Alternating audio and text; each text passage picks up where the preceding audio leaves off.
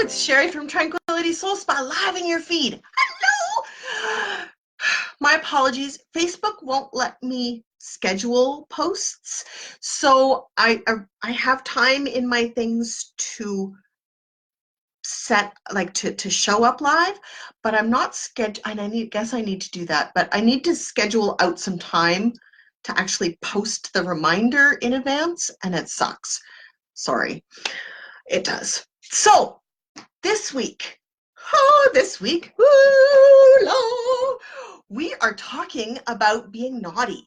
We are talking about giving ourselves permission to do the bratty thing, to do the thing that doesn't make you feel good about yourself necessarily, that gives you anxiety and a little bit of stress and a little bit of worry, because you're like, damn, I know I could, I know I should, but do I want to?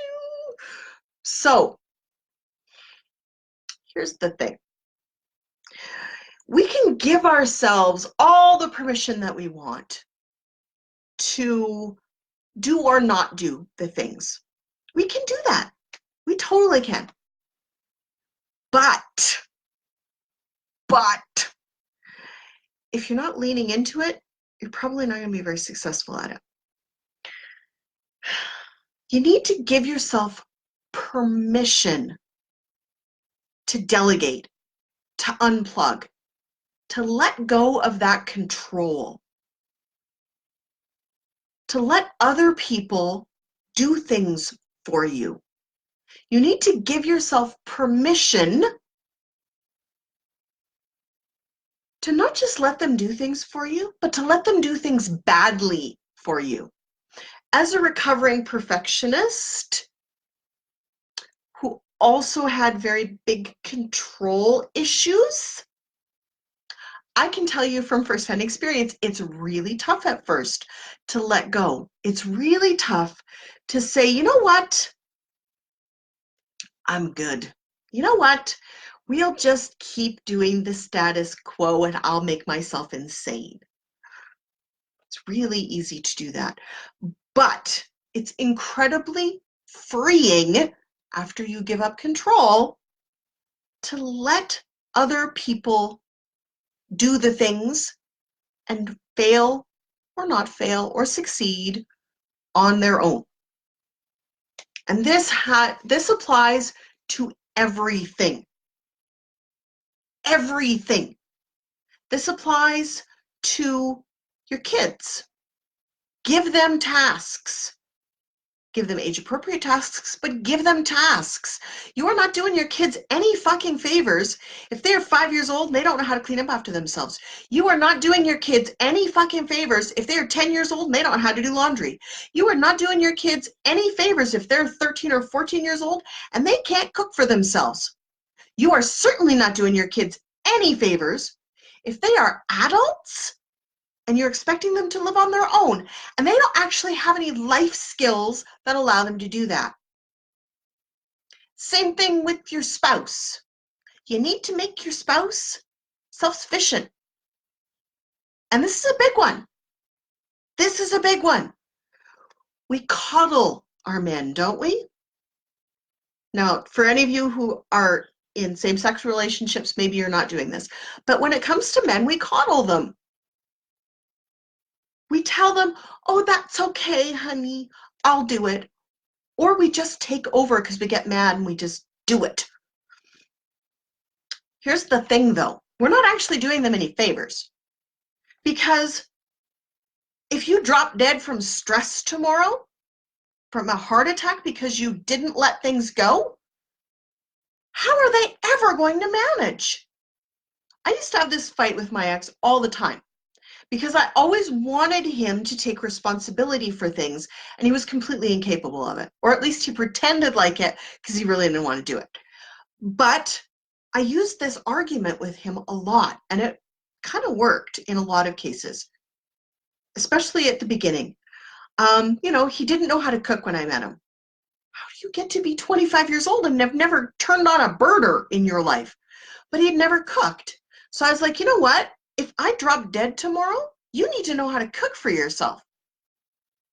Your grandmother isn't there taking care of you when he was raised by his grandparents. Your grandmother isn't alive anymore to take care of you. You need to know this stuff. Same with cleaning. You need to know how to clean a bathroom. If you don't know how to clean a bathroom, then what's going to happen if I'm gone?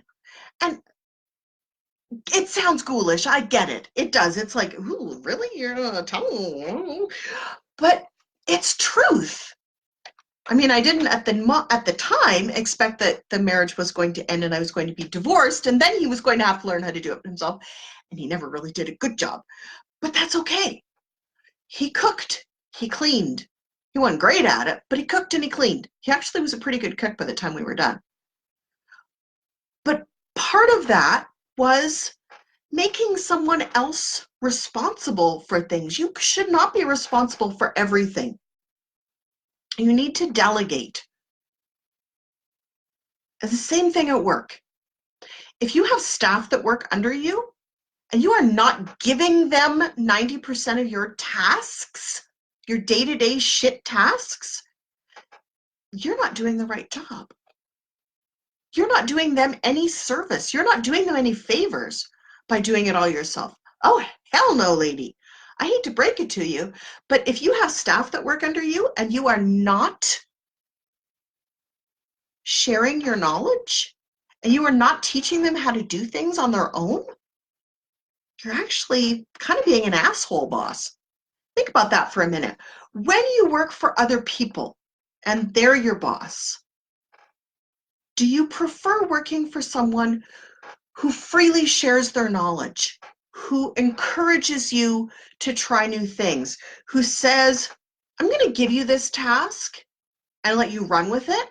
Come back to me when you're done and let me know how it went. And I want to look at it and I'll give you some critique. How many of you have loved working for that boss? I was that boss, and I loved every single boss that I ever worked for that was that way as well. Because those are the people that you learn from. Those are the people, they challenge you, they inspire you. They're like, damn, I want to learn how to do this. So delegation, humongous. If you can't delegate, you are not going to ever get out of the struggle bus that you're in right now. Unplugging. We are attached to our technology, aren't we? See this cord? It might as well be plugged into me. How often do you unplug from everything? How often? From not just phones and computers and laptops and MP3 players, not that anybody has an MP3 player anymore, but MP3 players and all of the stuff that connects us to the internet, but from TV. How often do we unplug from other people? And just be for 10 minutes or an hour or a day or a weekend. And just be. Read a book, maybe. Have a bubble bath. Drink a couple glasses of wine and get silly.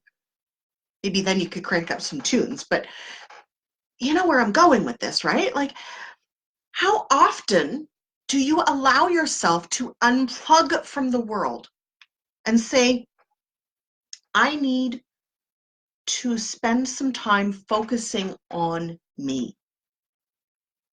I need to love myself just a little bit by unplugging. Unplugging from the people, from the technology, from the demands of the outside world. Because all of that stuff makes your stress so much worse. And then giving yourself permission to just loaf. And it's a word that's not used very much anymore, but it so beautifully captures what I want you to do with what I'm teaching you this week. Loaf. Loafing is a state of being, really. Loafing is bliss. It really is. So spend some time loafing in your life. Spend some time not feeling all stressed out. Spend some time just figuring out better ways to spend your time than doing everything yourself and not delegating to anybody else and giving yourself a heart attack that way, then hanging on to all of the technology and feeling yourself, oh my goodness, all of a sudden, all kinds of stuff. Ooh, wow, okay. Sorry, I just suddenly had comments pop up. Hello, Leona. And yeah, you're right. You can't make them do it, but you can certainly not do it yourself if it's not going to get done, or just do your thing. So for example, with my 13-year-old, if he doesn't help, I don't do his stuff for him. So we spent 2 weeks recently where absolutely nothing that he dropped was picked up. None of his garbage, none of his dishes, none of his laundry, none of his nothing. It was horrific for me. As a recovering clean freak, like not just neat freak, but clean, me to the ends of the earth and beyond. It really did. It was so difficult to watch shit pile up. But then he ran out of underwear. And guess what happened? He cleaned up because I wasn't doing it for him. And in fact, I didn't even ask him for laundry those 2 weeks. I didn't even say, hey, what do you got for laundry this week? Nope, nothing. I just zipped my lips and watched it pile up and cleaned up my shit and pushed stuff out of the way, so that I could get to what I needed to. And boom, damn, hello, Connie. It worked. You have to wait them out sometimes. This is the thing. And this is a little piece of magic that I learned a bunch of years ago. It's called 1-2-3 magic, actually. And it works for kind of everybody. It's meant for you with your children of any age, but it actually works for anybody. So, and it even kind of works if you don't tell them what the consequences are. But the way that 1-2-3 magic works is that generally you have a conversation at the beginning and you decide what the consequences of the action that you don't want is. And then you take all of the emotion out of it. You don't nag, you don't bitch, you don't complain, you don't beg. You just simply count. 1. Emotionlessly. 1. That's 2. 3. 3 is where you immediately get the consequence. There are no questions, there are no comments, there are no nothing. You are not angry. You are not upset. You are not raging. You are not crying. You are not feeling an emotion particular, maybe a little depressed that you got to give this punishment to people, but it releases so much of the drama. So much of the drama. This was a game changer. My kid he had oppositional defiance disorder. He still kind of has it. But when he was little, if honest to God, I could tell him that the sky was blue and he would argue with me that it was green. Ugh, everything. Anything that you wanted that kid to do, he immediately was going to do the opposite. Talk about making somebody a little stressed. I mean, somebody who's already a perfectionist and a little OCD herself and, a neat freak and whatever. Add all of that to a kid who anything that you ask him to do, he's going to either do the opposite or fight you tooth and nail. And it doesn't matter if it's even something that he wanted 10 minutes ago. He's just not going to damn well do it. Holy crap. Let me tell you about being annoyed with other humans. And it absolutely, hello Dale, it absolutely changes your life when you can let go of the need to be right. When you can let go of the emotion that is attached to the outcome that you want. When you can simply, maybe if you're just doing it in your head, 1, that's 2. Okay, that's 3, there's the consequence. And maybe the consequence is something that, you're whatever. Anyway, so 1, 2, 3 magic, amazing, works for almost everything. It's kind of cool. So delegate, delegate, delegate, delegate. Delegate to everyone. Delegate everything that you can. If they fight you on it, then c'est la vie. I guess you got to figure out a different route to getting what you want. But try and delegate everything that you can and unplug. Oh my God, unplug. Let go of all of the technology, all of the people, all of the situations, all of the promises that you've made to other people, all of the things that don't make you happy because they're not serving you. And then loaf. Spend some time in bliss because you've freed up some of your valuable time. You've freed up some of that 24-hour period because you delegated some shit and you got rid of some shit off your calendar. So you freed up some time. Use that time to your advantage. Use that time to recharge, to refresh, to make you feel better about yourself. And if part of that recharge and refresh and feel better about yourself just so happens to include something like a mini decluttering session or a get shit done session or a cooking session or a baking session or a bubble bath or having some wine or listening to music, or maybe you do want to pop in a movie, but it's on your terms, not on someone else's. Maybe you're going to the movies. Maybe that's your big splurge with all that time that you freed up because you delegated shit and you unplugged from the unnecessary things that are clogging up your time, clogging up your schedule, clogging up your life. It's huge. Absolutely huge. And I love that word loaf. Don't you love that word loaf? I love that word. It evokes in me kind of it's a very 50s word, if you think about it. And it evokes in me that slower pace of life. It's actually, I think it's kind of the Archie. I always, when I think of the word loaf, I think of Jughead Jones from the old Archie comics.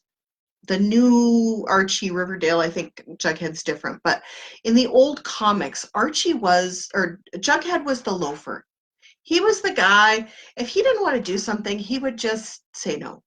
He was the master at delegation. He would get everybody to do everything else for him. He was the master at unplugging. Oh, you were calling? I don't know, I didn't. Oh, you wanted me? I was busy taking a nap over in the corner. And for those of us who, okay, I'm going to say the word. For those of us who feel like we need to be martyrs in order to be successful, the Jugheads of the world make us crazy. It would be really tough to be in a relationship with 2 Jugheads. I get that, but it can work. If you both are willing to take a little piece of it and run with it. However, you need to be Jughead too. You cannot always be that type A, go, go, go, make it crazy, make it perfect, be a martyr bullshit thing.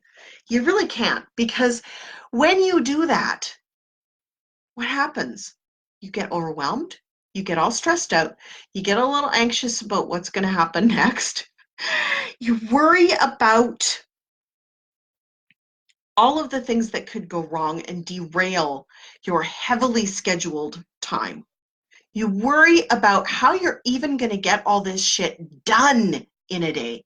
And it's not helpful. It's really not. I encourage you, all of you, to absolutely consider this when you are saying yes to things. To consider this when you are at work and you're thinking, how can I make enough time to do all of these things that I need to do? Who can I give some of this to?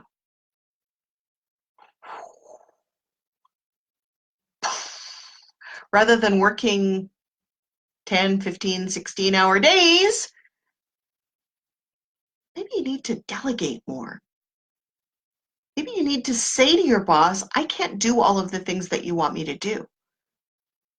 Which do you want me to prioritize? Because they're not all getting done. Oh, yeah, I said it. Sometimes we have to ask for help. And sometimes asking for help looks an awful lot like, I can't get all of this done. What do you want me to prioritize? Sometimes asking for help means that you ask your coworkers, hey, I have this really big project that I've got going on, and I am not going to get it done. Can I get some help? How busy are you right now? That should be a question that you ask all of your coworkers all of the time. How busy are you right now? And you should certainly, if you have people that report to you, be asking them, how busy are you right now? That was one of my favorite questions for my underlings, and they always hated it. I loved it because it gave me the opportunity to dump things on them that were learning opportunities for them. But they didn't like it very much because, you know, they want to be honest with you, but by the same token, they don't want to be worked to the level that you need them to be worked at. So I really strongly, I hope that you've had a few takeaways here. I hope that you've kind of had a few like, holy shit, yes moments, and that you've had a few moments where you're like, oh, that's totally me. Yeah, totally me. Damn, how did I manage that? And that I hope you've had a few moments where you're like, I am totally doing that. That is absolutely, oh, I'm getting some mad faces and lots of surprised faces. I hope that you are getting some inspiration from this video. And you're like, you know what? I am totally going to do that. I'm going to try this and just see what happens.